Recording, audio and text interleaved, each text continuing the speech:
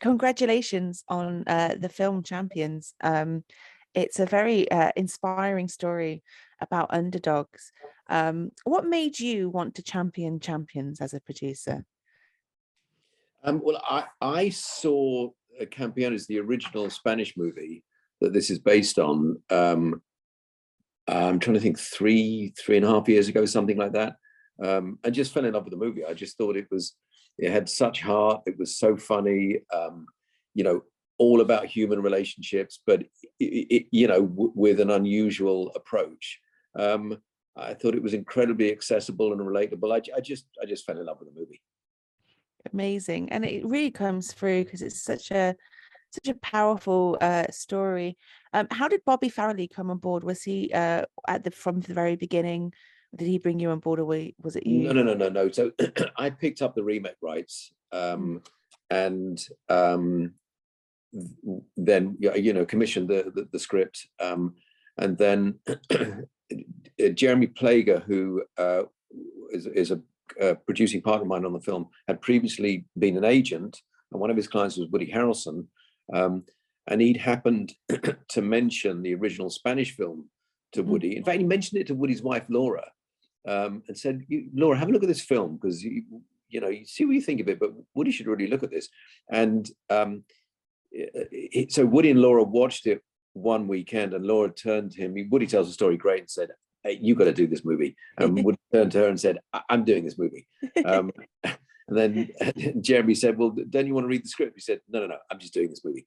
And then, of course, he did read the script, and then he brought in Bobby, and then we were off to the races. And before then, Focus Features and Universal had been come on board as my partner.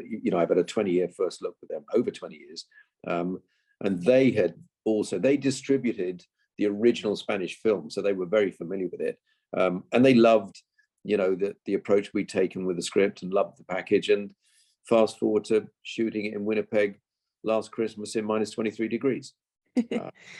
Amazing. I bet the weather now sort of feels like how it was shooting the London weather. No, I've shot 4 films, I think, in Winnipeg.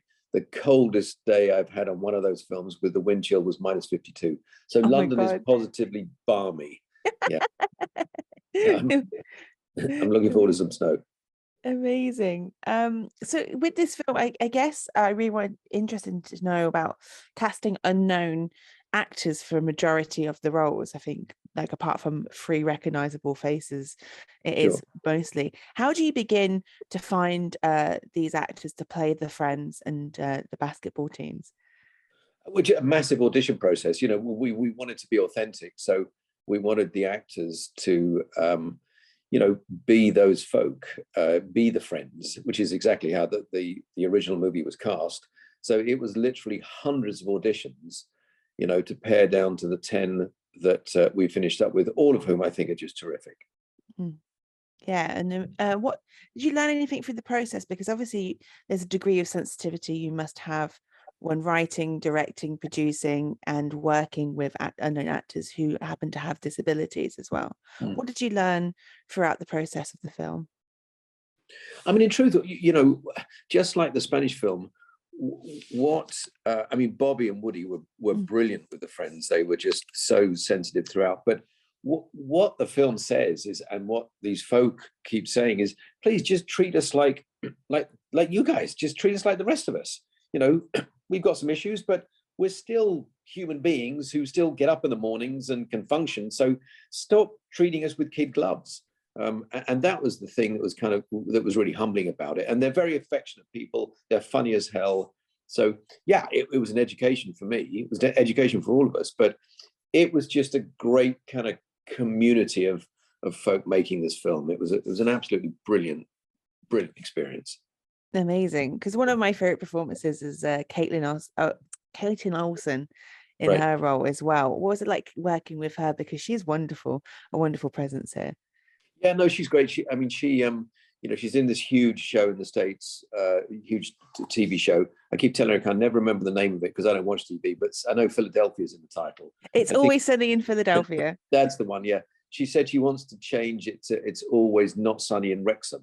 I said, well, that's entirely your call. But no, what's great about Kaitlin is she's an incredibly balanced actress. She you know, she's really funny, but she's also, you know, the emotional stuff she handles beautifully, and she played off Woody really nicely. They had a great chemistry together. And I wanted to, the one thing I wanted to do more with this film as opposed to the first film, great that the first film is just work in a slightly more vigorous love story, warts and all, which I think and hope we've done.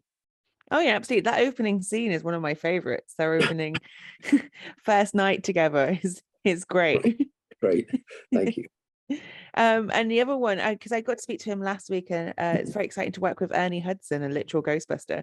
Quite right. Bringing he's got such a calm energy as well. How is it working with him? Great, just a nice back. Everybody in the film was terrific, you know, Yeah. and they were all just very keen to do it. Everybody fell in love with the script. It was just one of the happiest experiences I've had making a film. Amazing. And as a Brit, basketball I don't think is in our wheelhouse much of sports that we champion. Right. How was it for you learning about the sport enough to do a film about it? I mean, to be honest, you've seen the movie, obviously. The basketball is just a backdrop. It's really just a story about human relations. It's like Field of Dreams, you know, the old brilliant Kevin Costner movie is not a baseball movie. Baseball just happens to be the backdrop to a wonderful film about human relations. So I was familiar with basketball. You know, we do a little bit of it here, but that it could have been any sport. It just happened to be basketball because that's what the original one was based on. And you know, truthfully, it was no more, no less than that. I wasn't bothered either way. Amazing. And you've done quite a few films, I think mainly because one of my favorite films is Pitch Perfect. So you've done quite a few films about underdog stories. Why do you think we still come back to underdog films and we just love them so much? Well, from your lips, I think just because I think particularly the Brits, no, maybe that's not true. Maybe it's more than just us.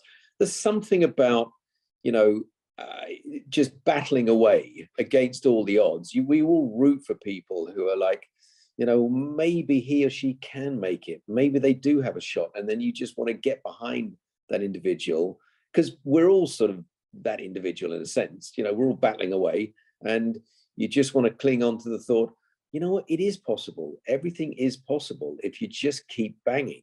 And that's why, yes, to your point, I totally agree. I think that's why, you know, underdog movies and underdog stories have always held an appeal because I think at the heart of them, they're about hope.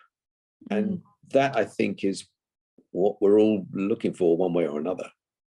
Absolutely. And that's just such a beautiful way to end this interview. Thank you so much for taking time to talk to me today, and good luck with the rest of Champions. I can't wait for people to see it.